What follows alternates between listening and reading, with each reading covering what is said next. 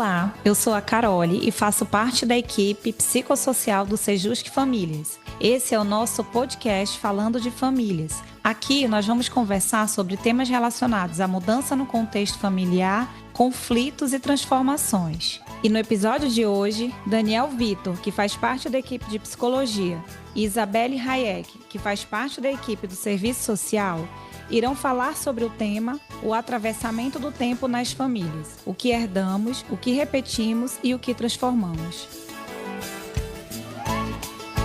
Você pode acompanhar o nosso trabalho por meio da nossa página do Instagram, @falandodefamílias, onde postamos conteúdos relacionados à dinâmica e transformações familiares. Aproveite também para nos seguir no Spotify, Deezer ou qualquer plataforma que você estiver nos ouvindo agora. Se você gostou, não esqueça de nos avaliar e compartilhar nas suas redes sociais.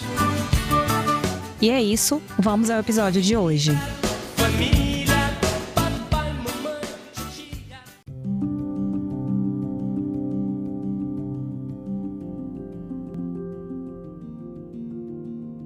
Olá, sejam bem-vindos para mais um episódio do podcast Falando de Famílias. O tema de hoje é intergeracionalidade, o atravessamento do tempo nas famílias, o que herdamos, o que repetimos e o que transformamos. Eu me chamo Maria Clara Well, faço parte da equipe psicossocial do Sejusc Famílias e especialmente da equipe de psicologia. Eu acredito que para a gente começar esse episódio, é interessante a gente trazer esse conceito de intergeracionalidade, que basicamente é aquele conceito que vai descrever as relações, as trocas, as influências entre as diferentes gerações dentro de um mesmo contexto, especialmente quando a gente está falando de família e de sociedade. Então, ela parte da ideia de que gerações não vão existir de forma isolada. Então, valores, comportamentos, afetos, traumas, aprendizado e os próprios modos de viver são construídos e também transmitidos ao longo do tempo, em um movimento ali contínuo entre passado, presente e futuro. Então, no campo das famílias, a intergeracionalidade, ela vai ajudar a gente a entender como as histórias familiares, os padrões de cuidado, conflitos, crenças e expectativas atravessam as gerações. Então, o que uma geração viveu impacta diretamente na forma como a seguinte vai se organizar, vai se relacionar e vai se educar. Então, falar de intergeracionalidade é falar de continuidade e mudança, do que se transmite, do que se repete e do que pode ser transformado nas relações familiares. E aí, justamente para a gente conversar um pouco hoje sobre isso, então estão aqui comigo os dois convidados, a Isabelle, que faz parte aqui da nossa equipe do Sejusc Famílias, e agora ela vai se apresentar um pouco, falar um pouco sobre ela. Oi, gente, eu me chamo Isabelle Hayek, como a Maria falou, e primeiro eu gostaria de agradecer, o convite de estar aqui para falar sobre esse tema, que é um tema que é muito importante. Sou estudante de serviço social, eu estou no 7º período, minhas áreas de estudo são sobre criança e adolescente. Eu espero que a conversa seja uma conversa proveitosa, que a gente possa falar sobre esse tema.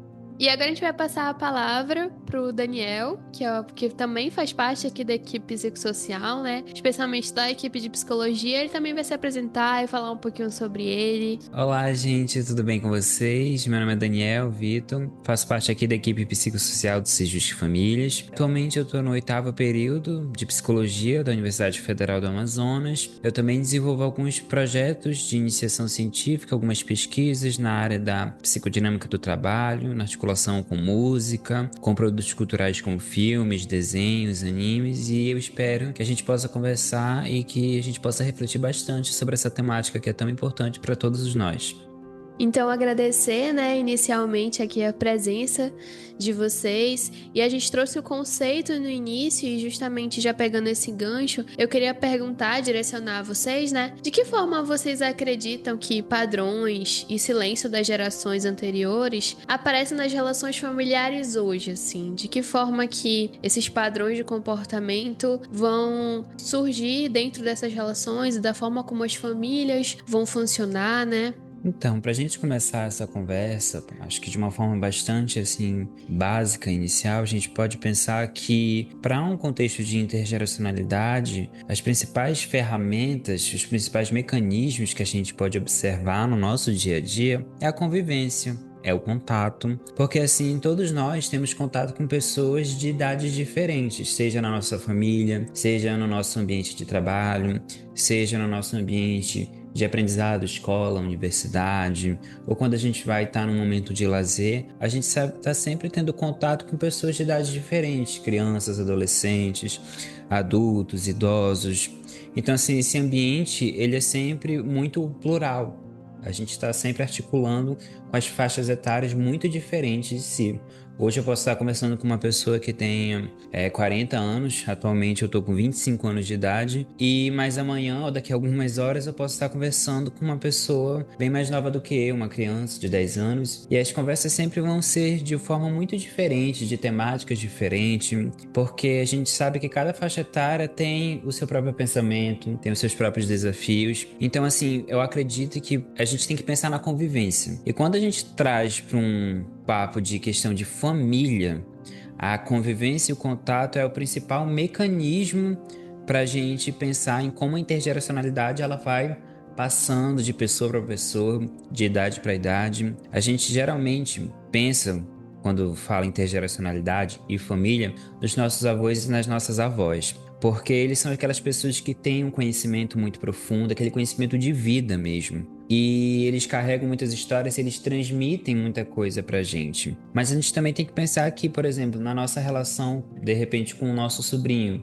de 3, 4 anos, existe uma intergeracionalidade ali. Então a convivência e o contato é o principal mecanismo de como vai se perpassando de uma coisa, de uma geração para outra, de uma pessoa para outra. E essa convivência, esse contato contínuo, gente, eles vão nos transmitir muitas coisas diferentes. Seja, por exemplo, a forma de eu expressar um sentimento, a forma de falar, muitas das vezes. A gente herda muitas coisas, muitos vocabulários, muitas palavras, muitas frases, muitos bordões dos nossos antepassados, e a gente vai reproduzindo isso de forma incessante e a gente nem percebe, porque eu acredito que uma grande questão da intergeracionalidade é o costume. Na verdade, as pessoas conhecem a intergeracionalidade sim, mas essa palavra vem muito por meio do costume.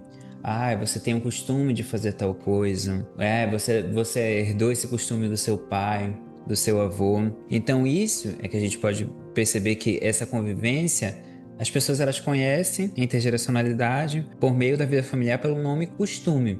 Então é o famoso costume, né? Então assim, a gente vai percebendo que as gerações vão perpassando formas de vivência social, ou seja, a forma como eu me relaciono com uma pessoa pode ser muito semelhante, para não dizer igual, porque eu acredito que nenhuma experiência seja igual, as experiências elas são semelhantes, mas elas nunca vão ser iguais. Então a gente pensa que, por exemplo, o meu avô, a minha avó, ou futuramente o meu filho, o meu sobrinho, o meu primo, ele vai estar tendo esse comportamento semelhante. Por exemplo, vamos pensar numa família que geralmente não gosta de falar sobre situações difíceis. Então isso começou lá com meu bisavô, que passou por uma situação difícil, de repente ele viveu um conflito e ele não gosta de falar, porque ele acredita que quando ele fala, ele está sendo vulnerável. E isso vai passando. A minha mãe é esse tipo de pessoa que quando tem uma vivência difícil, ela não consegue falar. E é muito difícil a gente desarticular isso. A questão é que as pessoas pensam que essa base intergeracional da família, ela é rígida, ela é contínua e ela é para sempre. Mas a gente não tem que pensar dessa forma tão fechada. Porque o que acontece? A gente está num mundo cada vez mais globalizado. As sociedades estão cada vez mais contemporâneas e as formas de se relacionar com o mundo vão mudando. Se a gente pega a década de 90 para agora, dos anos de 2020, é uma forma de se relacionar completamente diferente, revolucionou muito, principalmente pela tecnologia. Então a gente não tem que pensar o processo intergeracional, essa transmissão, esses silêncios, esses comportamentos como algo rígido de que vai ser perpetuado para sempre. Eu acho que para sempre é uma palavra que a gente não tem que associar à intergeracionalidade.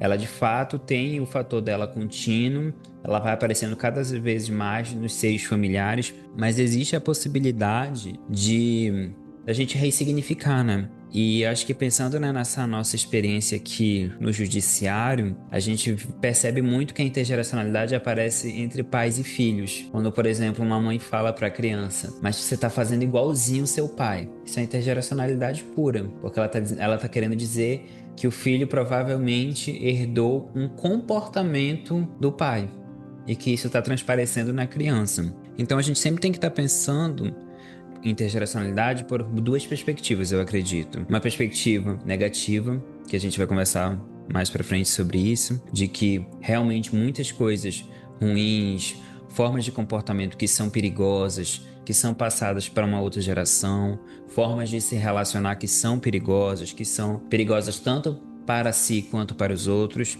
mas também de muita coisa boa também, ou seja, uma perspectiva positiva. É a gente pensar que esse contato com as várias idades, ela pode transmitir carinho, companheirismo, afeto, ela ajuda a construir a nossa identidade, porque acredito que todos nós, até os nossos ouvintes, ou até nós que estamos gravando aqui agora, quanto de nós não temos dos nossos antepassados, e eles estão com a gente e vão permanecer por um bom tempo. Também a gente pode falar da vivência de pertencimento, ou seja, quando a gente herda alguma coisa, algum comportamento, a gente sente que a gente pertence àquele lugar que estava aquela pessoa. Então eu acredito que é muito por isso a gente enxergar de uma forma não tão rígida, algo assim bem mais flexível, sabe?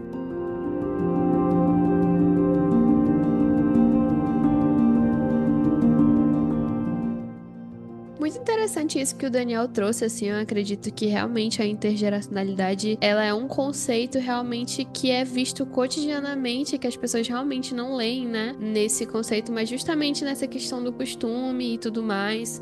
Acredito que você trouxe de uma forma muito lúdica, assim, pra gente até compreender melhor. E eu também queria entender um pouco como que os afetos vividos nas gerações anteriores influenciam a maneira como a gente se vincula afetivamente no presente, assim, como o afeto funciona dentro dessas relações familiares. Então, acho que a gente pensar afetos, ele é uma palavra bem ampla, né? E para um contexto de intergeracionalidade, eu acho que seria bacana a gente pensar em herança emocional. Porque a gente esse termo herança é um termo que nos é muito próximo aqui no jurídico. A gente pensa muito sobre bens, essas coisas, questão monetária, mas existe uma herança, uma carga emocional que vai sendo passada, que vai atravessando as famílias. E eu acredito que essa herança, ela é uma das coisas mais preciosas que a gente carrega, né? Porque como eu falei na pergunta anterior, a gente carrega um pouco sempre, por muito tempo, dos nossos antepassados, dos nossos avós. E a gente vai ser carregado também pelas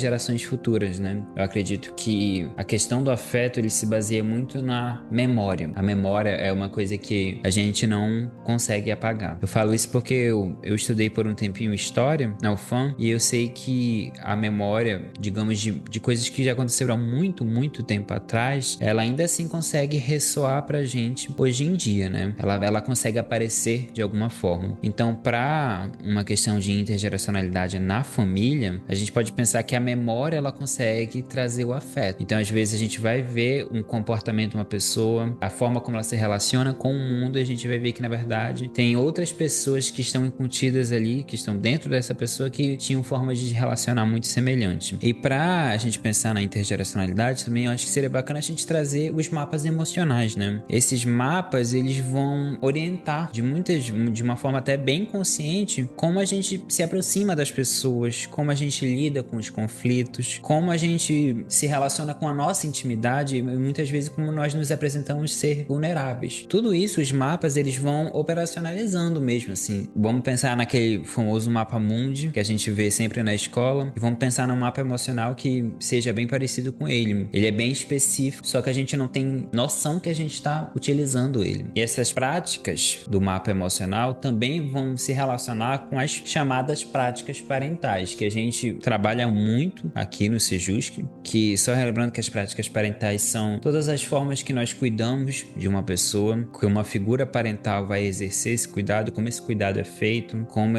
a gente se relaciona com as pessoas, as formas de educar, de impor limites, de demonstrar afeto. Isso tudo vai enriquecendo aquilo que nós conhecemos como as práticas parentais, né? Então, esses mapas emocionais, eles carregam muito as práticas parentais. A gente pensa, acredito que é uma discussão que, por mais que seja muito antiga, ela ainda é muito atual na questão dos castigos, das punições físicas que a gente muitas das vezes sofre dos nossos pais, porque eles sofreram dos pais dele. Então, muitas das vezes, eles acreditam que é a forma de educar, porque foi aquilo que ele é ensinado. Acho que uma frase que pode deixar tudo isso mais claro é que a gente dá aquilo que a gente tem, que a gente recebeu. Então, eu acredito que nessa transmissão desses afetos e de tudo isso, a gente pode pensar, como eu falei, tanto em coisas boas, como o carinho, o amor, mas a gente também tem que pensar, e que é uma coisa que urge uma necessidade enorme, nas coisas negativas, de práticas que elas são sim ruins, que elas causam danos nas vidas das pessoas, que elas causam danos psíquicos, emocionais e até nos contextos muito mais graves, físicos, que a gente está falando de ferimentos, de hematomas. Então, assim, vamos pensar em uma família que tem como forma de educar a utilização do cinto, aquele cinto de couro, com fivela. Ele acredita que a forma de corrigir os filhos é essa. Então ele vai passando, o pai bate no filho, esse filho um dia, se ele tiver filho, ele vai transmitir para ele. Então a gente vai vendo que isso é um ciclo que ele vai se repetindo. Lembrando, ele não vai ser eterno. Vai haver algum momento que provavelmente vai ter uma ressignificação. Acho que o bacana da intergeracionalidade é pensar nisso, que chega em algum momento em que a pessoa repensa tudo isso. E é permitido para ela repensar, por quê? Porque a intergeracionalidade se liga com todo o mundo que está ao redor dela, esse mundo social. Então, quando a gente pensa nessa perspectiva negativa, a gente pode trazer os traumas emocionais, que são essas vivências muito dolorosas, que elas podem envolver contextos de perda, de abandono, de abusos e de violências das mais diversas formas que a gente pode pensar. Então, nessas vivências dolorosas que são repassadas pela intergeracionalidade, é uma coisa muito marcante, porque às vezes as pessoas elas não conseguem se desvencilhar disso. Elas não conseguem e elas sofrem muito mesmo. Acredito que a gente aqui trabalhando com família diretamente é o que a gente mais percebe nisso, que muitos processos, muitas histórias de vidas que a gente acompanha de perto, que a gente conversa com as pessoas, elas são ocasionadas por essa intergeracionalidade, de que, olha, eu faço isso e a gente percebe porque o pai dela fazia isso com ela. E o pai do pai dela também fazia isso com ele. Então, até a gente ter esse momento onde vai ter uma ressignificação, onde a pessoa vai olhar o mundo de fora, o mundo social, e olhar esse mundo intergeracional, que ele é um mundo muito interno, ele é muito privativo da família, e aí ele vai pensar, tem alguma coisa que não tá certo. Às vezes a gente olha pra vida do outro, fala, eu queria ter essa vida, eu queria que fosse assim, por que a minha é assim? E aí a gente pode começar uma reflexão, mas eu acho que cabe a gente pensar muito na intergeracionalidade, e é uma discussão que a gente precisa fazer, por essa perspectiva negativa, porque ela é o início de muitos malefícios sociais, acredito eu. Bom, então, Daniel, você falou a respeito dos traumas, né? E isso me chamou a atenção justamente porque retrata sobre algumas experiências que eu tive e tá relacionada dentro do contexto familiar. Então, justamente porque é dentro do contexto familiar que a gente tem esse primeiro espaço da socialização, onde a gente constrói as nossas primeiras referências, os valores e a forma como a gente vai se posicionar perante a sociedade e perante ao mundo. E essa reflexão, ela vai me remeter, né? Ela me fez lembrar a uma experiência pessoal que ficou marcada pela essa intergeracionalidade que eu tive. Bom, então eu fui criada pela minha avó e ela possuía esses princípios, esses valores que eram muito conservadores, né? Que foram construídos a partir da educação, dentro da família dela, a forma como ela foi criada, a forma como a mãe e o pai dela criaram ela. Então, durante esse desenvolvimento, durante a minha própria formação, perante meu desenvolvimento na sociedade, eu vivenciei algumas fases da minha vida que foram restritas e foram relacionadas à expressão na minha construção da minha identidade. Então, especialmente quando vai se referir aos papéis de gêneros, aos comportamentos socialmente adequados e ao longo do tempo. Então, esse contexto, ele vai me levar a questionar sobre essas formas e buscar a construir a respeito da minha própria identidade sem estar baseada com aquilo que eu fui criada.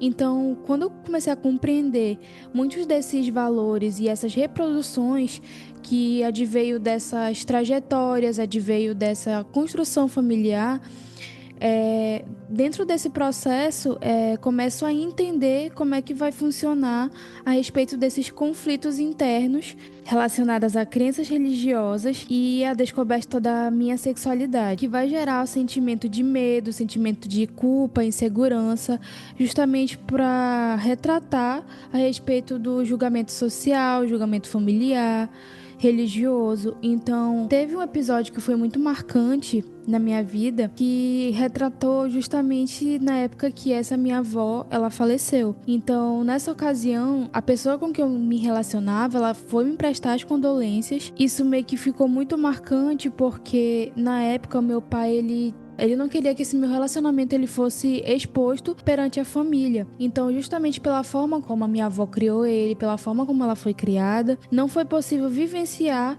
esse momento de uma forma que fosse plena e transparente para os meus familiares e para mim mesma. Então, essa situação ela vai evidenciar para mim sobre como os valores, sobre como as expectativas, elas vão atravessar essas relações familiares dentro desse contexto. Então, vai acabar impactando, querendo ou não, os vínculos que eu tive dentro da minha família, os processos de luto que eu estava passando e a falta dessa possibilidade de diálogo que existiu entre eu e a minha avó. Então, a ausência dessa conversa vai ter esse abismo, vai levar esse afastamento da minha relação com a minha avó. Antes do falecimento, vai representar para mim sobre como pode gerar esses afastamentos, esses distanciamentos e desses sentimentos que eles não puderam ser elaborados naquele momento. Então, essa vivência, ela vai reforçar a importância de compreender como no campo, até mesmo da minha área do serviço social, essas dinâmicas elas vão ser culturais, elas vão ser geracionais dentro da família e elas vão influenciar diretamente dentro desse processo de construção de identidade. Então vai retratar a respeito desse pertencimento, desse sofrimento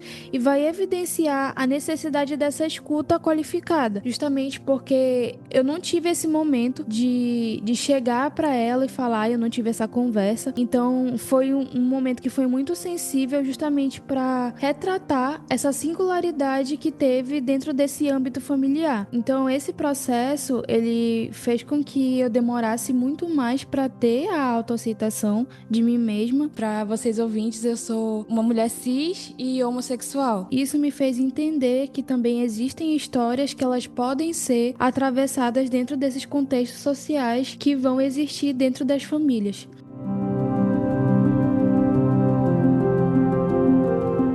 Então, gente, é muito legal, acredito, vocês trazerem esse repertório cultural, até porque dá para contribuir um pouco com os nossos ouvintes aqui, para você que quer entender um pouco melhor justamente essas dicas dessas obras, né, pra gente poder compreender um pouco melhor na prática, né, como funciona esse conceito, enfim, e trazendo um pouco mais para esse lado social da coisa, né. Eu queria entender, assim, eu direciono essa pergunta para Isabelle, né, como que as marcas intergeracionais impactam justamente no trabalho com as famílias?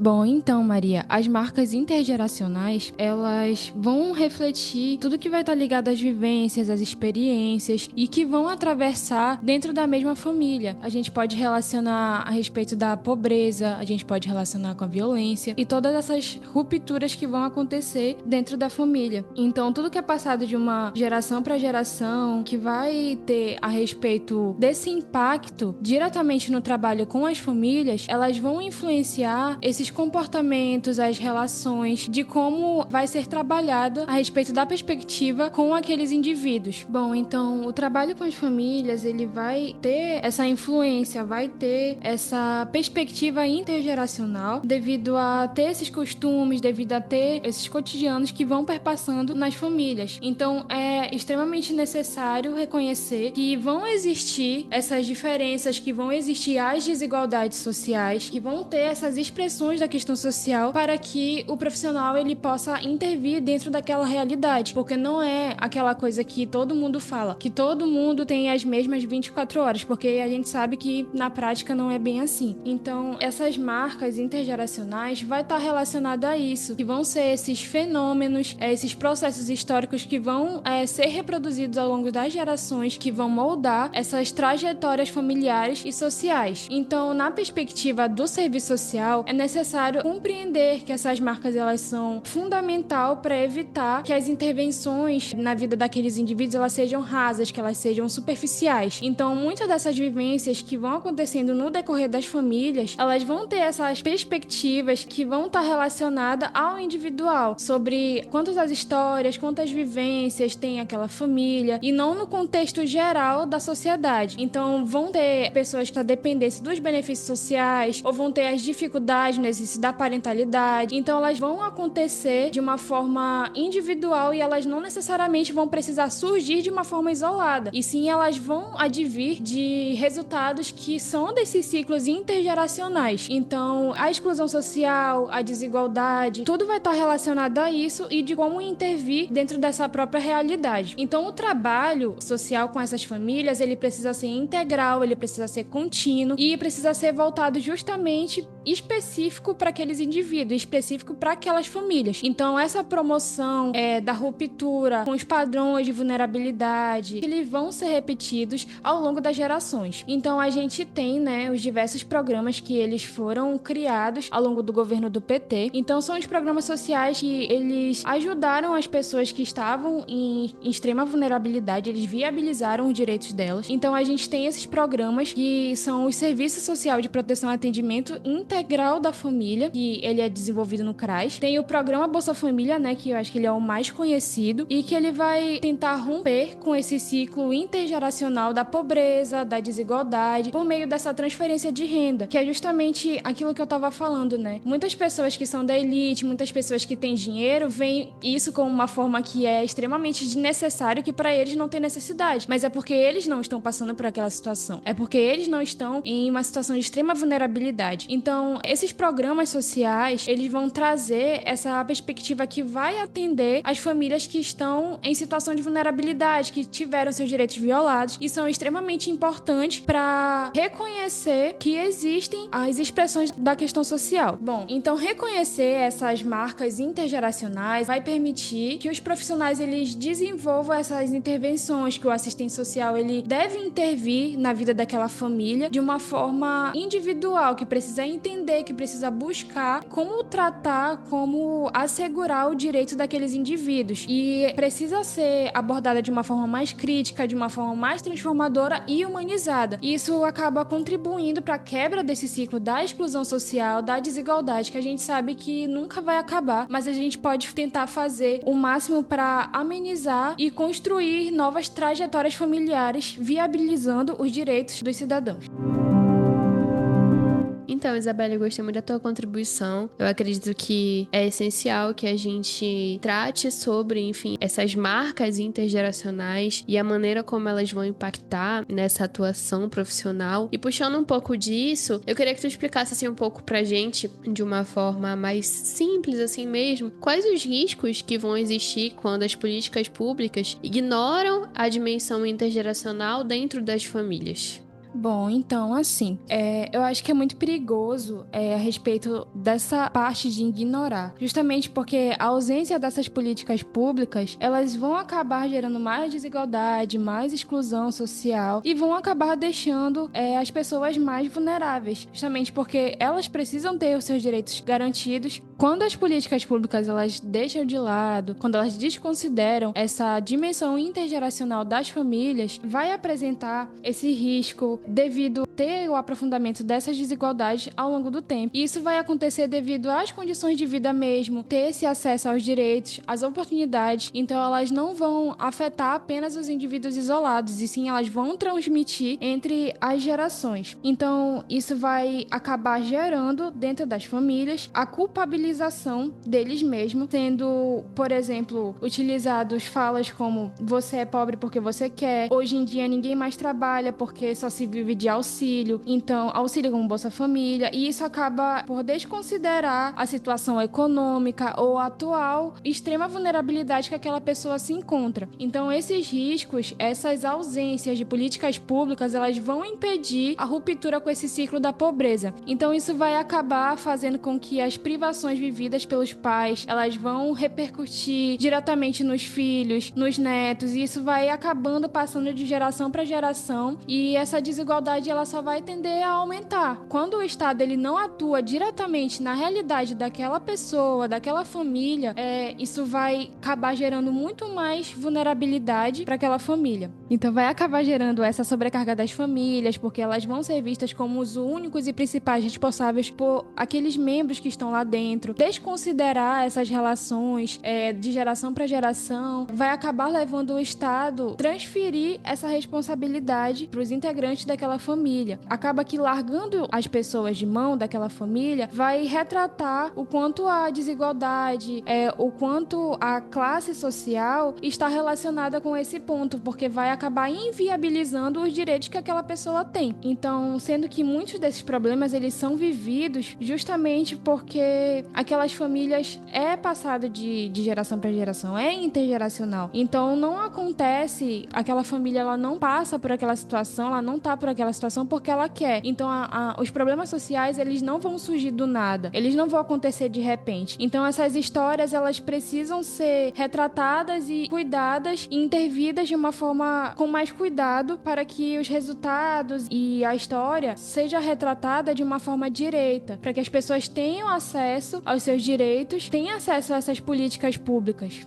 Então, acredito que partindo de tudo que vocês trouxeram, assim, tanto de um campo mais social quanto de um campo afetivo, a gente pensa o que possibilita que uma geração transforme heranças familiares marcadas por sofrimento em novas formas de cuidado. Eu acredito que a primeira coisa que surge, essencialmente para essa transformação, é a possibilidade da gente nomear o sofrimento. Então, essencialmente nomear os próprios sentimentos. Então, é fundamental a geração consiga transformar heranças familiares marcadas pelo sofrimento, porque é no encontro com um ambiente suficiente bom que a experiência emocional pode ser reconhecida, pode ser sustentada, pode ser integrada. Então, quando não há esse espaço para nomear o que se sente, para nomear as emoções como medo, raiva, abandono, a gente acaba se expressando nos vínculos de uma forma indireta, ou seja, pelo silêncio, pela agressividade ou pela dificuldade do cuidado com o outro, e aí a gente acaba perpetuando essas práticas que muitas vezes podem ser um lado ruim, né, dessa intergeracionalidade. Então, um ambiente que vai acolher e nomear os afetos vai permitir justamente que o sujeito ele se reconheça emocionalmente, construindo ali um senso de continuidade de si, ao invés de viver a experiência de uma forma fragmentada ou até confusa às vezes. Então, quando uma geração, por exemplo, aprende a dizer onde dói, o que assusta ou o que me atravessa de uma forma negativa ou positiva, ela acaba transformando o sofrimento, que é esse lado um pouco negativo da intergeracionalidade que muitas vezes a gente acaba sendo afetado, como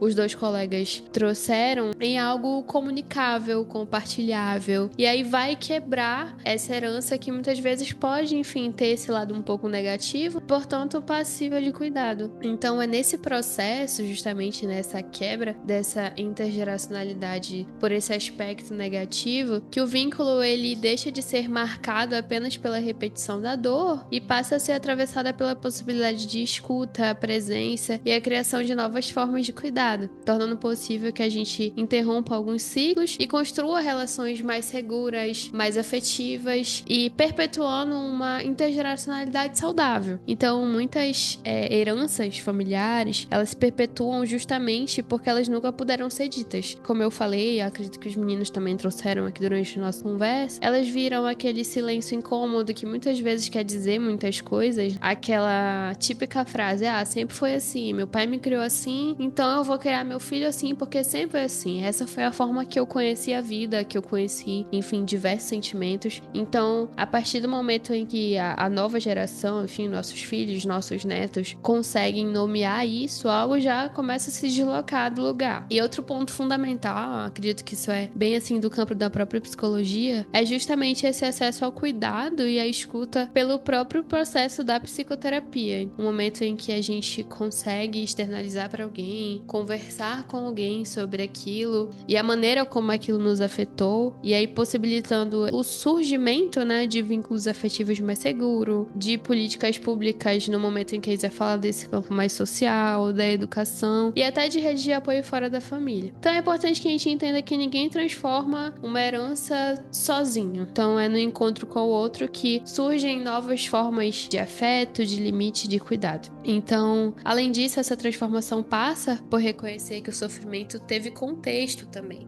Então, muitas famílias carregam marcas de pobreza, racismo, desigualdade e silenciamentos históricos. Então, quando a gente entende que tudo isso também perpassa a intergeracionalidade, é como se a gente finalmente entendesse de onde ela começou e o que a gente pode fazer para que ela vá se modificando ao longo do tempo. Então, acredito que é isso, assim. Acho que a gente conseguiu trazer aqui de uma forma bem lúdica e bem prática esse conceito da intergeracionalidade e como ela vai, enfim, funcionar em todos os ambientes que a gente tiver, e agradecer, assim, essencialmente a presença de vocês hoje por toda essa contribuição, assim, acho que vocês conseguiram explicar bastante para os nossos ouvintes como essa intergeracionalidade, né, como esse conceito afeta diretamente nas nossas relações familiares. Então, gostaria de agradecer a contribuição de vocês e gostaria, enfim, que vocês se despedissem, assim, né, aqui dos nossos ouvintes.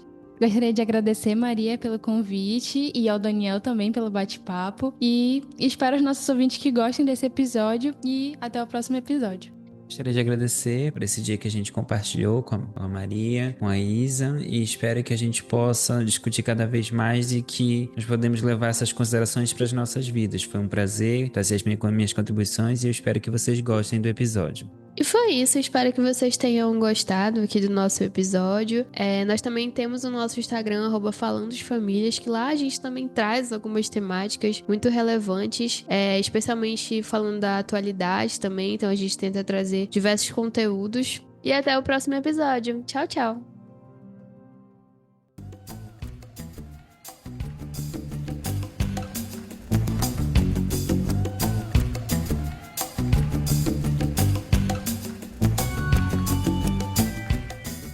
Esse podcast foi produzido pela equipe psicossocial do Sejusc Famílias, do Tribunal de Justiça do Amazonas. Para acompanhar o nosso trabalho, acesse o Instagram e TikTok @falandodefamilias.